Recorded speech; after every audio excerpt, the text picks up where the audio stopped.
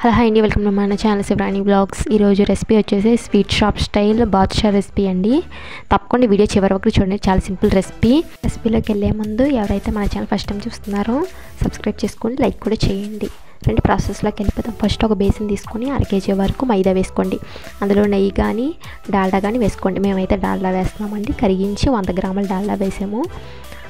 తర్వాత అందులో కొంచెం సాల్ట్, చిటికెడు బేకింగ్ సోడా వేసి బాగా కలబెట్టుకోండి.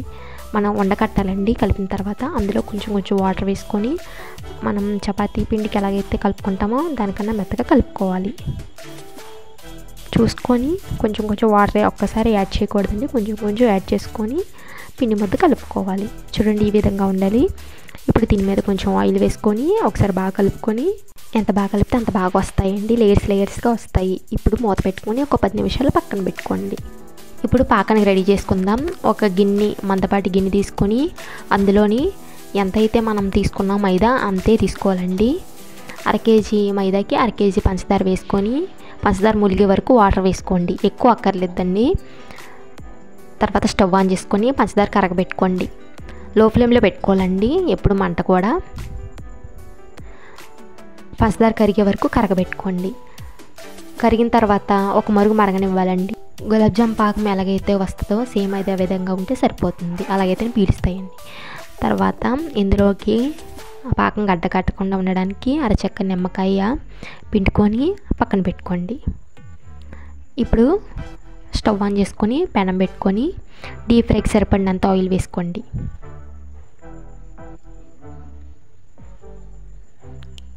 మంట అనేది లో ఫ్లేమ్లో పెట్టుకోండి. గోరువెచ్చగా నూనె అయిన తర్వాత ఇలా చిన్న పిండి ముద్దలు తీసుకొని రౌండ్గా చేసుకొని మధ్యలోకి ఇలా నొక్కితే మనకి బాదుషా షేప్ వస్తుందండి.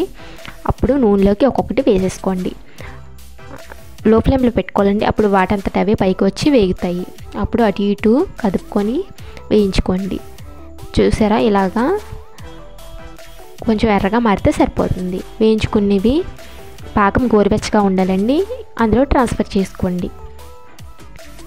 అలాగైతేనే పీలుస్తుందండి బాదుషా, లోపల కూడా పీలుస్తుంది పాకం అనేది. పాకం ఎప్పుడు గులాబ్ జామ్ పాకమే ఉండాలండి. గట్టి పాకం అయితే మనం గోరుమిటీలు అయినట్టు గట్టిగా అయిపోతాయి, లోపలికి వెళ్ద పాకం. అలాగే అన్నీ వేయించుకొని అందులో వేసేసుకోండి. మిగిలినవి కూడా అలాగే లో ఫ్లేమ్లో పెట్టి వేయించుకోవాలండి. ఎప్పుడు హై ఫ్లేమ్లో పెట్టకూడదు, తొందరగా వేగిపోతాయి. పాకంలో వేసిన బాదుషా ఒక పావు గంట వదిలేస్తే బాగా పీలుస్తుందండి. అంతేనండి, రెసిపీ రెడీ అయిపోయింది బాదుషా. తప్పకుండా ట్రై చేయండి. అలాగే వీడియో నచ్చితే లైక్ చేయండి, షేర్ చేయండి, సబ్స్క్రైబ్ చేసుకోండి. Thank you.